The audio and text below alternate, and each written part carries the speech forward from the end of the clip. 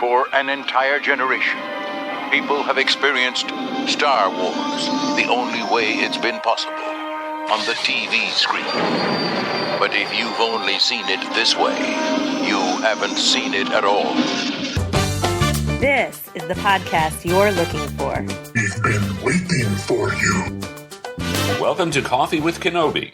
Here are your hosts, Dan Z. and Corey Clubb. Hello, this is Dan Zare, and welcome to show number 1 of Coffee with Kenobi, a brand new Star Wars podcast that analyzes our favorite saga in a whole new way. With me is my good friend and co-host, Corey Clubb. Hey, I'm very excited about our premiere show and how much we already have been welcomed by the Star Wars fandom through our Facebook and Twitter feeds. This is a great time to be a Star Wars fan, and we're thrilled to show our insights, thoughts, and opinions with all of you. In today's show, we introduce the thesis of our podcast, what it is all about, and how we came up with the concept. We will also introduce ourselves and how the podcast came together. And finally, we will discuss some recent news that has been heading our way, and we will introduce our very first topic for discussion on show number 2. A huge thank you to all the amazing people who have helped us launch our show.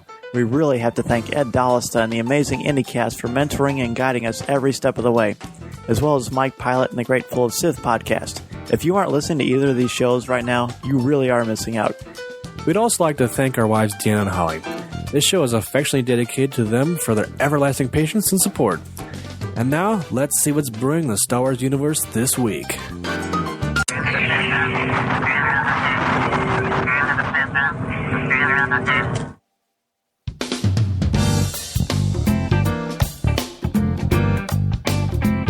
Our first news story comes courtesy of Entertainment Weekly in regards to John Williams scoring Episode 7. Entertainment Weekly asks J.J. Abrams, can you talk a little bit about Michael Giacchino's music, and will he be scoring Star Wars 2 or not? And I'm paraphrasing here, but they basically say, Michael Giacchino is an incredible composer who I was lucky enough to begin working with on Alias. For Star Wars, it is very early days to know, but I believe that going forward, John Williams will be doing that film because apparently he was there long before I was. And I know that they're having a little bit of fun with this, and it is rumor, but it doesn't really feel like rumor, and I don't think you'll find a Star Wars fan alive that will not be excited about John Williams scoring Star Wars Episode 7. I completely agree. And even I think John Williams himself had actually said that he would love to do it if they approached him. And I think as a fan, it's a must. With good news like this, I think Episode 7 is shaping up to be a great film. Disney CEO Bob Iger hints at Star Wars theme parks. He states, in addition to the Star Wars feature films that we've already talked about, we're also working on opportunities for television and our parks. It's very early in the process.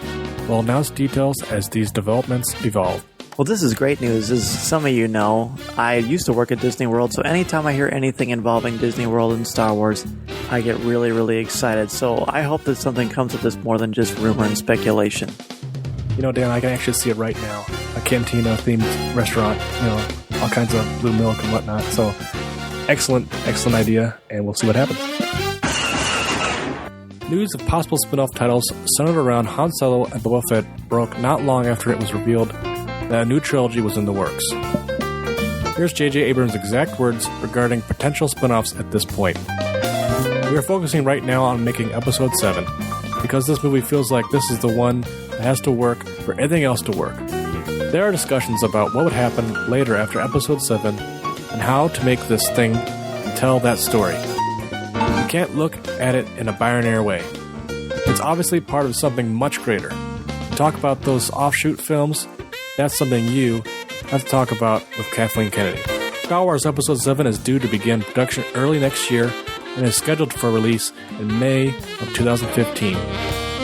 No information is available as of yet regarding any proposed spin-offs. Source, Screen Rant. Han Solo, Rebel Soldier, Lando Calrissian, and Bespin Guard, each sold separately. From Star Wars, The Empire Strikes Back Collection. New from Kenner. Looking? Found someone you have, I would say, Star Wars fans can really get into the movies at Walt Disney World this year with a new experience creating custom figurines. Following the success of last year's Carbon Freeze Me experience, which put a fan likeness on Han Solo's body frozen in carbonite from The Empire Strikes Back, At this year's Star Wars Weekends event at Disney's Hollywood Studios theme park, Disney will be offering a chance to create custom stormtroopers featuring fan faces. I think this is like the coolest thing. It's almost worth it to fly down there or drive down there. You can get a stormtrooper action figure with your face on the body. Are you kidding me? I think that's awesome. Basically, it's a 10-minute experience using high-resolution 3D face scanners to capture the likeness, then sent to a 3D to produce a figurine shipped 4 to 6 weeks later. This figurine stands approximately 7 1/4 inches tall, including the base, which measures 4 inches wide by 2.5 inches long. The Carbon Freeze Me experience will be offered once again this year as well. A Carbon Freeze Me light-up band or a Stormtrooper button will be giving out the day of the experience. The price for either Star Wars Detect Me experience is $99.95 plus shipping and sales tax, around $120 total.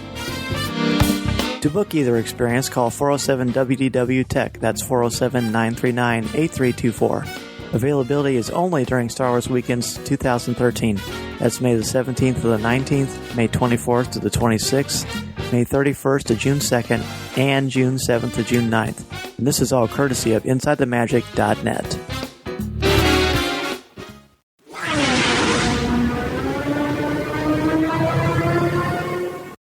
This week, we are introducing ourselves in our unique blend of Star Wars analysis and rhetoric. In essence, this show is about looking at the world of Star Wars with a critical lens. There are so many Star Wars podcasts out there, and we wanted to add our own particular style of conversation into the proverbial mix. Breaking down and analyzing the saga is one way we express our fandom. But we're not the only fans out there. Our show relies on Star Wars fans everywhere. We want to hear from you. We'll tell you how you can do that at the end of our show. Maybe it's about time we actually start talking about ourselves and this whole Star Wars thing. Corey, what do you think? Good idea. All right. Well, why don't you go first? I would like to know, Corey Clubb, what makes you a Star Wars fan? Tell me about your history with Star Wars. I can remember playing with the original Star Wars action figures at my cousin's house. He had the Falcon, he had, Han, Chewie, Vader, everybody, and it was just awesome and mind-blowing at the same time, and I remember going over there all the time and just playing with those. I think that was probably my very first experience with anything Star Wars. That's pretty awesome. I actually remember my first exposure to Star Wars, too. I'm pretty sure we would go to the toy store, or I would just go to Sears, or just who knows, something like that. It was a long time ago. I won't say what you expect I'm going to say. The Star Wars cliche, a long time ago. Galaxy far, far away. Well, we're going to try, ladies and gentlemen, we're going to try to stay away from cliches. It's going to be hard to do, but we're going to do our best. Anyway. We'll try. So I remember my first action figure was C-3PO, and my brother got Luke Skywalker, and I didn't know who C-3PO was or who Luke Skywalker was. I know I had a cool robot. I thought it was a robot. I didn't know it was a droid. I was young. I was a youngling. I don't actually like that term youngling. I just want to get that out there. It's important that you understand that. So I had my C-3PO action figure and all that, and we tried a bunch of different times to go see the movie, but every time we went, it would be sold out. I can remember 3 or 4 times trying to go, and it was always sold out. I never even, of course, back then, it's not like you could pre-book your tickets or anything like that on Fandango or anything like that. A little product. Well, it was the 70s. They didn't have the internet, so. It's true. We're actually not sponsored by Fandango. Finally, one time we were driving around, and it's been a lot of times, as I just said, that we weren't able to see Star Wars. And all of a sudden we pulled up into this random place. I didn't know what it was. I really wasn't paying any attention. And my dad rolls down the window and he says, 4 for Star Wars. We were at a drive-in, and that's the first time I saw Star Wars. I'm guessing it was probably 1978 or 79.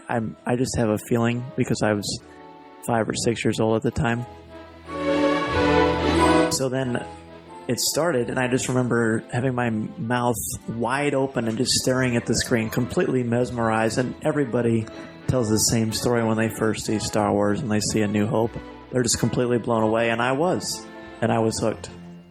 To kind of help everybody get to know us, tell me about your favorite things that you love about Star Wars. Just kind of an overview so that everybody knows kind of where we stand on basic Star Wars elements. Okay. I'd say my favorite film of the franchise is probably Empire. Favorite character... it's a hard choice because I love love Han and his swagger and his demeanor, and of course, everyone wants to be the hero, wants to be Luke and swing the lightsaber and whatnot. So I'd say, on a good day it's Han, and another day it's Luke, but that can vary as well. And then also, I think a big part of my fandom is I like to read the books and the novels and the comics, and I really enjoy that side of it. I know not everybody's into that, but I think it expands it in almost a whole new way. What about you? What's some of your favorite stuff, Dan? So before I get into mine, are you on record as saying you are an EU guy? I know you're going to ask me that. Well, you have to. That's very important. Yeah, I'm an EU guy, I guess, but I mean, I pick and choose. If I like a character or I like an era or something like that, then I will, dive into it and check it out. I wouldn't say I'm a huge EU fan. I don't read every single piece of it, and of course, I know with well intent that it's not canon as far as some think, but. We could, I'm sure, hopefully we'll have a lot of episodes about canon. I'm pretty much a stickler on that myself. For me, I agree with you. As most people of our generation, my favorite is The Empire Strikes Back. By far, Star Wars A New Hope, that is the movie. That is the ultimate movie. It started it all. It changed cinema. It changed culture. It changed the way we look at things. But to me, that's almost like a separate entity. It is Star Wars, but I just think of Empire as my favorite Star Wars film. Does that make any sense at all? Oh, yeah, definite sense. Yeah. My favorite character is Darth Vader, and I think he's just the most complex. I think he's the most fascinating. It's something about him appeals to me, his idea of redemption and what makes a hero and his fall to the dark side and the horrible things that he does. I mean, the guy is a mass murderer. He is. He is. Yeah. He is, but he's fascinating. He's a fascinating character. I think there's a lot you could look at with him, which is exactly one of the reasons why I wanted to do this podcast with you. Anyway, as far as the prequels go, did you talk about the prequels? No. Well, tell me what you think about the prequels. I can remember going and seeing episode 1 and just being so freaked out and just excited to see it. And when I first saw it, I will say it was a letdown. It was a letdown for me that I wanted that magic. I wanted those characters back. And yeah, I would say I was disappointed in all for seeing it for the first time. But now that I've seen it again in 3D with my own kids, and they got a really big enjoyment out of it, and I can see the different aspects of what kids nowadays, what they see. And I think, tying into that, the Clone Wars has that, which I've not seen the Clone Wars, all the seasons, but I know you have. So what are your thoughts? I do love the Clone Wars. I have seen all the episodes, and honestly, the Clone Wars has made the prequels come to life for me in a whole new way. We talked about this before the show started, but things like the battle droids or the clones themselves, I was a little lukewarm to the clone troopers. I did not like the battle droids. But the Clone Wars, and thanks to Dave Filoni and everybody that did that amazing show, they made me love all those characters. And the thing that they did the most, I know we've heard this before on Rebel Force Radio and other places like that, they made me love Anakin Skywalker the way I think he was intended to be loved. I think that the prequels, especially episodes 2 and 3 with Hayden Christensen, they show just a little snippet of very emotional, intense times in Anakin's life. So I don't think that should be, I think that's too small of a sample size. Yeah. When you look at the Clone Wars as a whole, and you put it in there as canon, which it is, George Lucas is all over that, then it shows you what kind of character Anakin Skywalker is. And children grow up loving Anakin Skywalker because of the Clone Wars. Oh, yeah. I completely agree with that. And as we make our way through this, like my kids and I, as we watch the Clone Wars and get to know the characters more, like you said, it is a time where Anakin and all the other characters are growing up, and you do see a different side instead of that, almost that back end of the downfall of everything. So I think that's good. True. The prequels, I love the prequels. I still think the originals are the best. I must confess, I think for a long time I said Revenge of the Sith is the only prequel that's truly worthy of the name Star Wars. That's probably a little harsh to say. I still love episodes 1 and 2. I love all of them. They're all the Star Wars movies. I will defend the prequels to the day I die. No doubt about it. I do love them. I do like the EU. For a long time, I wasn't a huge EU fan because there's only so much I can read about Podjexter, and I don't even know if that's a real character, but there are so many ancillary characters that I'm just not interested in. So I'm very specific about that. I love anything by Timothy Zahn. I know you and I read Darth Plagueis, which we could easily do a show on because that was terrific. So I like the EU, but I pick and choose it.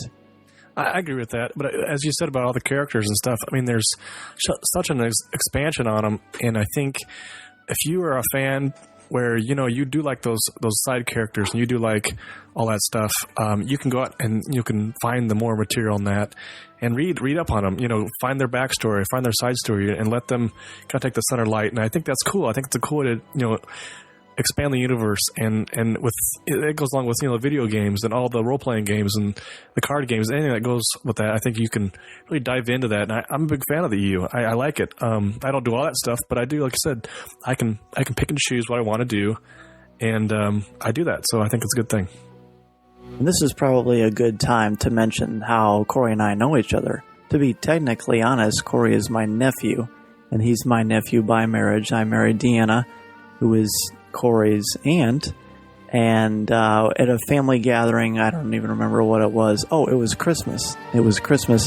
And I met Corey, and someone Deanna, my wife, told me, Corey's a big comic book guy too. You should see his office. He's got all these cool statues, and he's got Superman and Star Wars, and I thought that was really, really cool. So he and I talked when we'd see each other at family gatherings, and then Corey was the guy who broke the news to me about Lucasfilm being purchased by Disney and about Episode 7 being made, and I couldn't believe that. He posted that on my wall on Facebook, and I was just through the roof. I couldn't believe it. So at that point, Corey and I would text each other and talk through Facebook and all that, and we decided we needed to get together and we needed to chat. Yeah, I distinctly remember that it was, I think, over some coffee and at Starbucks that we talked about just hanging out and talking about all things geek. And I know multiple times we had said, we should just record this and just start talking. And we couldn't, it was hard to decide on a topic, but we just kept landing over and over again on Star Wars, and it was easy. So. Yes, and then we started the process of names and designs and things like that. And fortunately, you are a graphic designer and an incredibly talented one if you've seen the artwork, obviously. So he was doing that, and we were trying to think of a name, and I didn't really know what I wanted it to say. I'm not really good at coming up with those names, but at one time, Corey texted me, and he said, how about Coffee with Kenobi? And I'm an English teacher, and I love alliteration, and Coffee with Kenobi is perfect. So we went back and forth with some other ones. We spent a little bit of time. There were some that were already taken, but Coffee with Kenobi was perfect, and that's actually why this podcast is called Coffee with Kenobi, because we wanted it to seem like if you were in Starbucks or some sort of coffee place, and this is the kind of conversation that you would want to be involved in, this is the kind of conversation that you would want to talk about. So then we moved on to the actual design of the logo. It was during spring break, and you and I were texting back and forth, and we were getting excited, and we knew we had the name Coffee with Kenobi, or we were pretty sure we had the name Coffee with Kenobi. And then one day, out of the blue, you sent me a picture. Hey, I was playing with some designs, and it was a coffee cup with Coffee with Kenobi, and the font was really cool, and I was really excited about it. And we went through many different versions of that, probably, 15, 20, maybe 25 different versions, back and forth all the time. And we just couldn't quite figure out the actual design. I think we were driving each other crazy because we are perfectionists, as Corey said, and we wanted to make it perfect. And at one point, I mentioned that I love the Millennium Falcon, and wouldn't it be cool to do something with that? The next thing I know, he sends me this perfect picture of the Falcon swooshing around in the cup with the Jedi symbol, and we were set. Yeah, I agree. I think it was a lot of a back and forth for us. But we both have input on it. We both had great designs, and the final product was just amazing. I think it was fun. And again, it was collaboration between that got us doing this.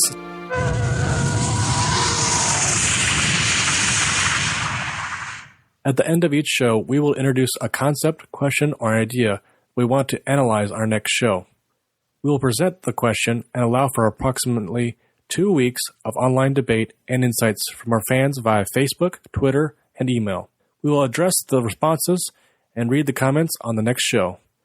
Everything is done with the purpose of analyzing the saga with a high-level perspective and outlook. That can only happen with your opinions and insights. For Coffee with Kenobi, we will discuss higher-level topics and questions that are not fact-based, yes or no questions with easy answers. They feature multiple answers that can be proven based on knowledge of the content. For example, what color is Luke's lightsaber in Return of the Jedi is fun, but not higher level. A better example would be, why is color important in regards to lightsabers? What does it signify for each character, and what does that tell us about the characterization of each lightsaber wielder? On show number 2, we will discuss the Disney-Lucas merger and what you think about everything that's been going on in the Star Wars universe. I like the sound of that.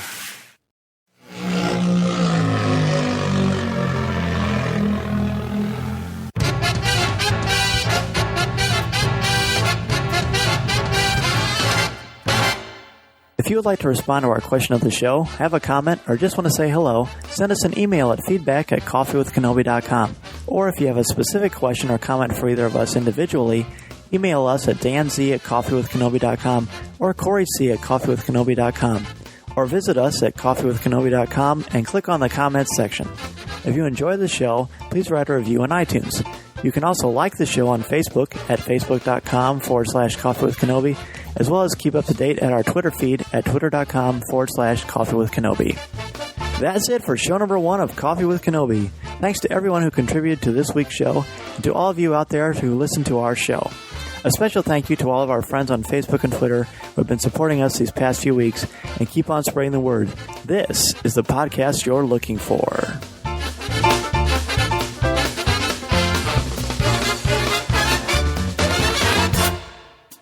This podcast is not endorsed by Walt Disney Company or Lucasfilm, and is intended for entertainment and informational purposes only.